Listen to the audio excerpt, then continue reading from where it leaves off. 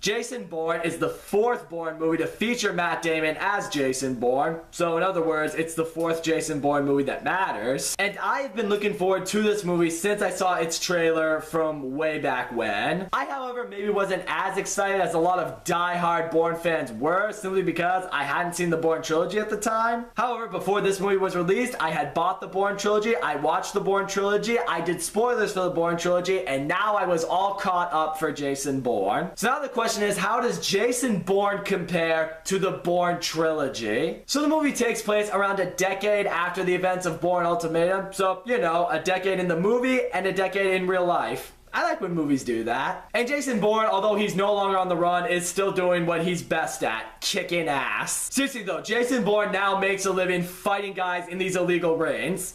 Of course. Because as of this moment, Jason Bourne feels he's now figured out everything he needs to know about his past, you know, who he is, where he came from, why he became a part of Treadstone. However, there's still one person out there who feels there may be a little bit more to the story, and that is Nikki Parsons. Yeah, she's trying to gather some data from the CIA regarding the Black Ops programs from the Jason Bourne movies, along with some more information about Jason Bourne. So how does she get it? Well, she busts in, she hacks into the mainframe, and she just takes out a bunch of the guards that are there. You see that and you're just like, holy shit, Nikki! Where was this whole time? But now the CIA knows that Jason Bourne is probably going to get involved with this one way or another, and with that, we get introduced to two new characters. CIA Director Robert Dewey, played by Tommy Lee Jones, and the head of the CIA's Cyber Ops Division, Heather Lee. And what I did like seeing between the two of them, although it was familiar, is the fact that they're at quarrels over how to deal with Jason Bourne. Heather Lee wants to find Jason Bourne, talk to him, and bring him back into their team, but on the other hand, Robert Dewey, feeling that Jason Bourne is beyond reason, wants him dead. And because Robert Dewey is, you know, higher on the food chain than Heather Lee is, he hires an assassin to go after Jason Bourne. And I really like this assassin. I mean, he goes by the codename The Asset. This guy's a menacing assassin, he's a deadly shot, and he's also got a very personal vendetta against Jason Bourne. I just like seeing the fact that this is a guy who could put up a fight against Jason Bourne. You know it's going to bring some intensity to this movie. And that intensity starts to build when Nikki Parsons and Jason Bourne reunite, so Nikki can give Jason the new information that she's discovered. The Asset starts coming after them. The two are able to escape for a while on a motorcycle in the middle of this giant violent rally that's going on outside. I will say, this was a scene that I enjoyed in this movie for a while, because you've got Jason Bourne and Nikki Parsons, they're on the motorcycle, they're trying to get through this violent anti-government protest or whatever, and the Asset is on their tail trying to kill them. The problem is, this scene went on, I feel anyway, a little longer than it should have. This scene kind of reminded me of what a fireworks show is like.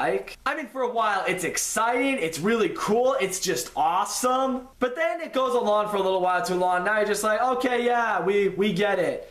Can we move on to something else now? I don't know, maybe just I feel that way because I have horrible ADD and I don't like when things drag on for too long, but it's my opinion. But then this whole instance finally comes to an end when the Asset takes the shot on Jason Bourne and Nikki Parsons and kills Nikki. But just before she dies, she gives Jason Bourne the key to the briefcase containing the CIA files that she downloaded. After doing some research into these files, Jason Bourne discovers that his father, Richard Webb, was not only a CIA analyst, but he helped build Treadstone. So now, essentially, the big mystery that Jason Bourne is trying to uncover about himself in this movie is essentially what his father brought to Treadstone and how that eventually led to Jason Bourne joining Treadstone. And I will say, when it comes to the mysteries that we get in a lot of these Jason Bourne movies, this one definitely falls short compared to the ones from the Bourne trilogy. And a lot of that is simply because you feel like it's being forced into this movie. The Bourne trilogy all had mysteries that you could all get behind because they were something that mattered for each of those movies in discovering who Jason Bourne really was. In the Bourne Identity, Bourne is trying to figure out who he is. In the Bourne Supremacy, Bourne is trying to figure out who he was as an assassin. And in the Bourne Ultimatum, Bourne is trying to figure out what the Operation Treadstone and Blackbriar were in being connected with each other,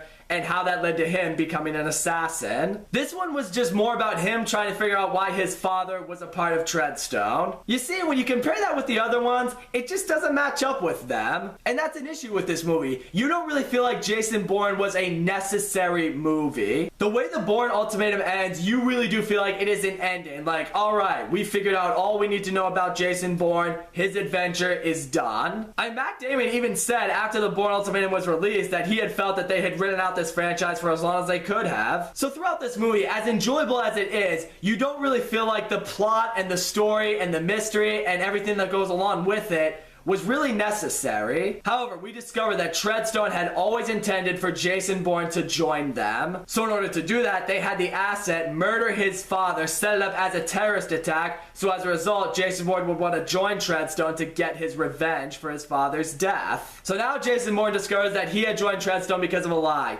Now he's pissed off. So now Jason Bourne is going after Robert Dewey, who has now sent more people to kill Jason Bourne against Heather Lee's wishes. But do any of them kill them? Fuck no, it's Jason Bourne. However, Heather Lee has now begun to realize that Robert Dewey probably isn't going to help her in this situation. So with that, she ends up making contact with Jason Bourne and informs him of what Robert Dewey's plans are. Robert Dewey is currently working with the CEO of this social media enterprise called Deep Dream. But this social media enterprise is actually meant to work as a mass surveillance system that's essentially going to combine all these Black Ops operatives from the previous Jason Bourne movies. You know, Blackbriar, Treadstone, which will basically lead to a reborn super assassination program called Iron Hand. And Robert Dewey, knowing that Heather Lee probably won't go along with this plan as well, he now orders her assassination. But yeah, you know that now she's friends with Jason Bourne. That's just not gonna happen. Bourne arrives at the convention. He kills all the assassins that were sent after him by Robert Dewey. Jason Bourne just corners Robert Dewey. You think he's gonna kill him, but then Heather Lee shows up beside Jason Bourne and she kills Robert Dewey. You kind of feel like she had to in this case. Now she can feel like she's contributing. However, there's still one guy out there that Jason Bourne wants to take down, and that is the asset. And then we get what was, for me, easily my favorite part of the movie. It was that scene we got a brief glimpse of in the trailer, you know, that really high-speed chase that was awesome. You know, the asset is trying to evade Jason Bourne, but Jason Bourne is going after him like there's no tomorrow. And they're both in these vehicles that are just plowing through every other car that's in their way. They're just going through every building in Las Vegas. And then the conflict eventually ends with both of them going into a sewer and just going into a full-out brawl with each other. However, because Jason Bourne is still Jason Bourne, he chokes out the asset and kills him. And then in the end of the movie, Heather Lee and Jason Bourne, they reunite in a park somewhere. They talk for a little while. And Heather Lee promises Jason Bourne that the CIA will finally go back to how Jason Bourne remembered it as being. However, once she goes back into the car with the rest of her partners from the CIA, she brings up that she will bring Jason Bourne back onto their side. And if he doesn't join, they will kill him. However, what's awesome is she finds this recording device that was left in her car by Jason Bourne. She plays it and it plays back exactly what she just said, which now leaves her frustrated in knowing that Jason Bourne knows that she intends to do that with him. I just love that Jason Bourne sent that little message right there. He was basically saying, hey, if you want to live a full life, you better leave me out of it. So all in all, I will say Jason Bourne is a solid movie. Matt Damon has not lost it at all as Jason Bourne. He still kicks ass in this movie. The movie has well done action in this movie, a really awesome final action scene. Heather Lee and Robert Dewey, I thought they were good new characters for this franchise. I thought the asset was a great villain for this movie. I love that he was a guy who could rival Jason Bourne. That being said, the movie does have its pacing issues. Some of the action in this movie does get dragged out for too long. A lot of the plot points in this movie are extremely familiar. The mystery of Jason Bourne discovering that his father was a part of Treadstone, it's not as compelling as some of the other mysteries in the Jason Bourne movies are. And in the end, although I don't think Jason Bourne is as good as any of the movies in the Bourne trilogy, I still think it's a fun and enjoyable action movie that everyone can go out there and have a good time with, especially Jason Bourne fans. So that's all I gotta say, guys. Thank you so much for watching my video. Don't forget to leave a comment, like, subscribe, and I will see you all next time.